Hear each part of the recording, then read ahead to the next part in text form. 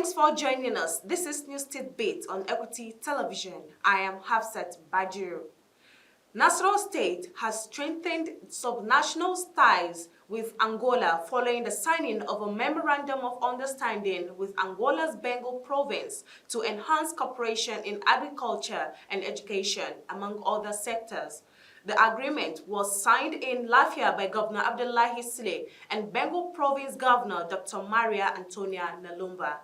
The partnership aims to leverage shared similarities, including both regions' proximity to their national capitals and the comparative advantages in agriculture, mining, oil and gas, education, and health. Governor Sile said the collaboration would promote knowledge exchange, joint investment, and capacity building. Our government house correspondent Zainab Ibrahim has the details. Nasaco State has strengthened subnational ties with Angola following the signing of a Memorandum of Understanding with Angola's Bengo province to enhance cooperation in agriculture and education, among other sectors. The agreement was signed in Lafia by Governor Abdullahi Sile and Bengo province Governor Dr. Maria Antonia Nalumba. The partnership aims to leverage shared similarities, including both regions' proximity to their national capitals and their comparative advantages in agriculture, mining, oil and gas, education and health. Governor Sule said the collaboration would promote knowledge exchange, joint investment and capacity building. Because of the areas of our competitive advantages, areas of mining, agriculture, oil and gas, education and health, then we decided to enter into all these areas for this cooperation. I want to sincerely thank you all for taking the time to go through these areas and to identify how we can realize them. While the signing of the agreement today is very important to us, implementing the agreement is more important to us than signing the agreement. So it is extremely important that we all work together with the hard-working governor of the region of Bengo, Maria Antonia Nalumba, with the good people of Bengo as well as the people of Nasaco State to ensure that we begin to implement the various items of this agreement. And as I suggested in September, I still emphasize today that the best way to start implementing is to start by the training, the human capital development.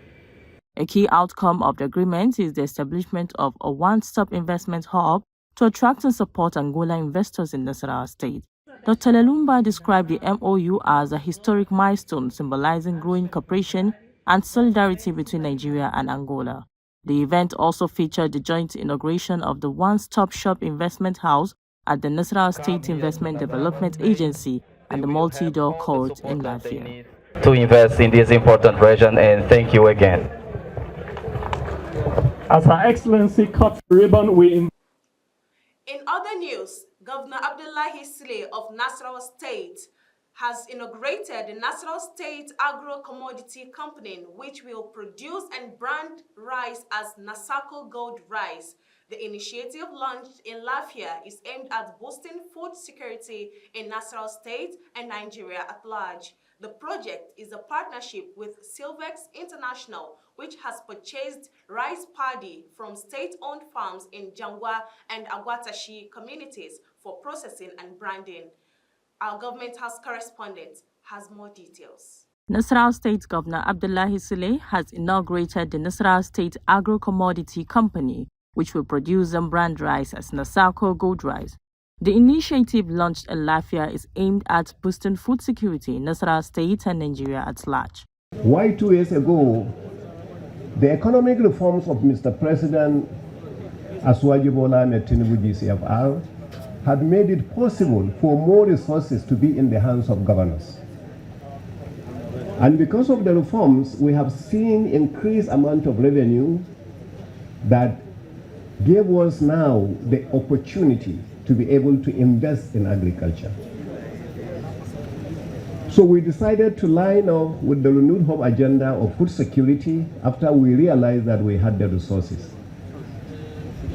And knowing that we have availability of land mainly for rice, in that area or suitable for rice in that area, we now decided to say we are going to take our 10,000 hectares of land, and last year we started with 2,000, which we harvested and sold to Olam.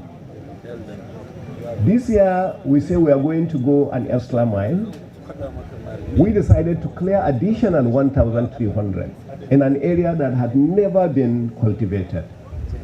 So when we clear the 1,300 additional one, it gives us an opportunity of 3,300 hectares of land, which we went there, and we want to thank the minister. He visited the farm himself, and he was able to see what we did, and he commended the good people of Nasaco State for that effort. The project is a partnership with Silvex International, which has purchased rice paddy from state-owned farms in Jangwa and Agwatashi communities for processing and branding. Governor Sule said the initiative would promote investment, strengthen agricultural value addition, and support sustainable agriculture in line with the federal government's Renewed Hope agenda. He also announced that the rice would be sold to the public at a 10% discount on the current market price of a 50 kg bag. So as a result of that, we say since it is going to be sold at a profit, we want to bring a sample of the rice. So what we brought is just a sample that will be sold to the marketers. Let me thank the marketers for accepting to buy the rice, but let me also appeal to the marketers that since we are selling this rice in the month of December and it is going to be sold because of festive season, we please don't want this rice to be sold and be sold at a higher price. We want the people of Nasaco State to enjoy the rice at this reduced price so that everybody will have it. The Minister of Agriculture and Food Security, Abubakar Kyari, commended the initiative, noting that it will boost the economy and encourage private sector participation in the agricultural value chain.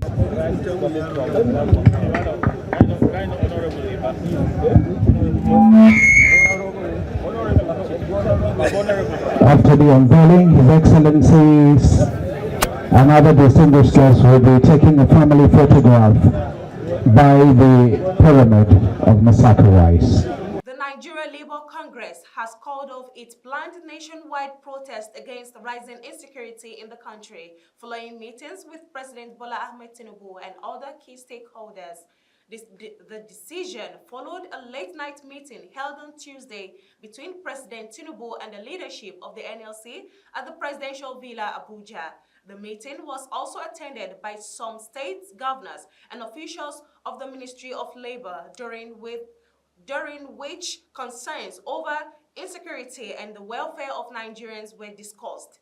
Despite the engagement, Labour activists on Wednesday morning staged a protest at the NLC Secretariat in Abuja as part of earlier mobilization efforts. However, the NLC later announced the suspension of the protest after another meeting held earlier on Wednesday, citing ongoing dialogue and assurances from the federal government to address the issues raised. The Congress said it will continue to engage the government through dialogue while monitoring the implementation of agreed measures aimed at addressing insecurity across the country. And that the march towards economic prosperity for regular engagement